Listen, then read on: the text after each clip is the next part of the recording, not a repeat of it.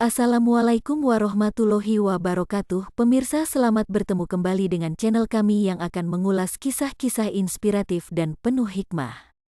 Di sebuah negeri Turkestan tinggal seorang lelaki tua bernama Barkan. Ia sangat miskin, dan dengan usianya yang telah renta, ia kesulitan untuk bekerja memenuhi kebutuhan keluarganya. Dia merasa malu untuk meminta-minta walau warga di sekitarnya cukup banyak yang hidup berkelimpahan. Karena itu ia tetap berusaha sebatas kemampuannya. Suatu ketika raja yang berkuasa di Turkestan tersebut sedang didatangi seorang ulama sufi.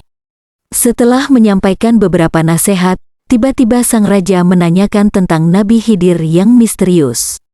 Sang sufi menceritakan tentang Nabi Khidir secara sekilas, kemudian berkata, Nabi Khidir hanya datang jika diperlukan, tangkaplah jubahnya kalau ia muncul, maka segala pengetahuan akan menjadi milik Baginda.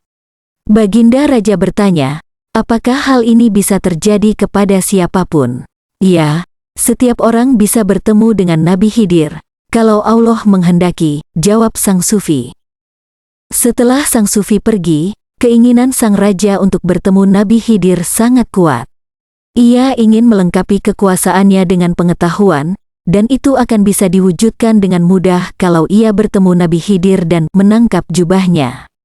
Ia berpikir, kalau hal itu bisa terjadi pada siapapun, apalagi aku, bukankah aku seorang raja? Untuk mewujudkan keinginannya tersebut, sang raja membuat sayembara yang disebarkan ke seluruh pelosok negeri.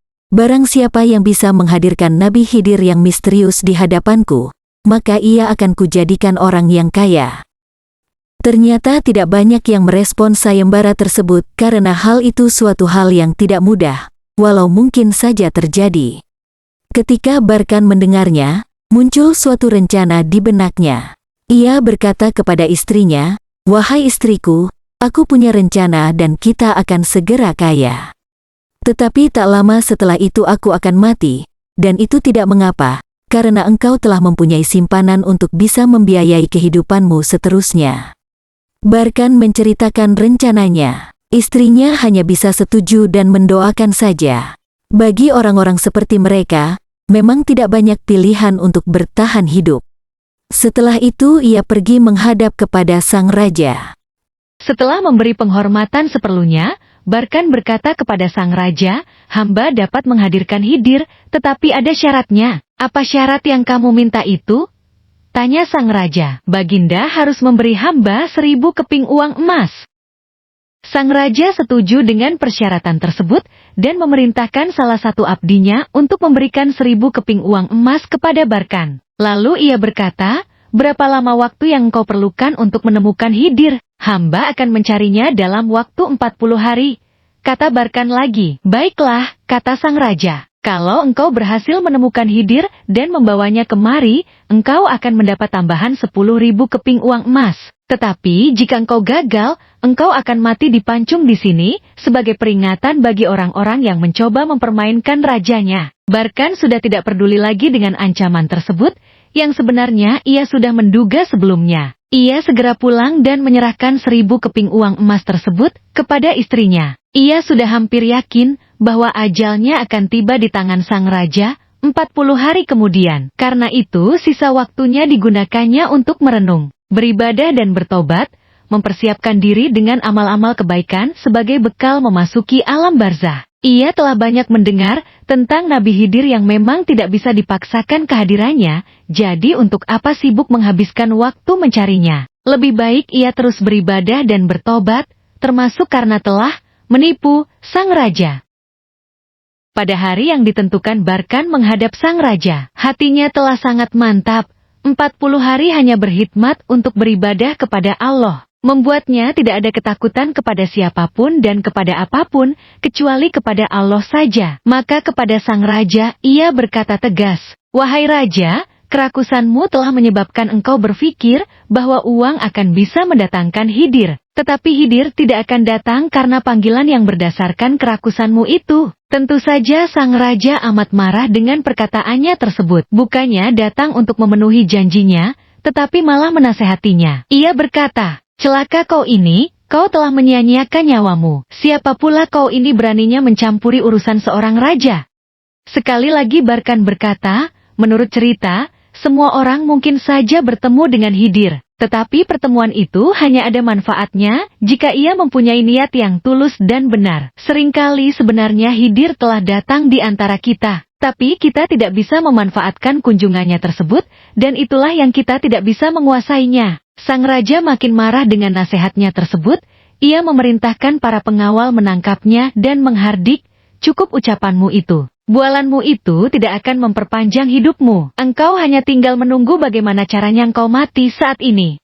Sang raja meminta pendapat para menterinya tentang cara mengeksekusi mati Barkan. Menteri pertama berkata, "Wahai raja, bakarlah dia hidup-hidup sebagai peringatan bagi yang lainnya." Menteri kedua berkata, "Wahai raja, potong-potong saja tubuhnya dan pisah-pisahkan anggota tubuhnya." Menteri ketiga berkata, "Wahai raja, sediakan saja kebutuhan hidupnya, sehingga ia tidak akan pernah menipu lagi demi kelangsungan hidup keluarganya." Pada saat sang raja sedang mendiskusikan masalah tersebut, masuklah seorang tua yang tampak bijaksana. Setelah orang tua itu memberi salam, sang raja berkata, "Wahai orang tua, apa maksud kedatanganmu ke sini?" "Saya hanya ingin mengulas pendapat para menteri Anda itu." "Apa maksudmu?" tanya sang raja. "Menterimu yang pertama itu dahulunya adalah tukang roti. Karena itu ia berbicara tentang membakar, memanggang.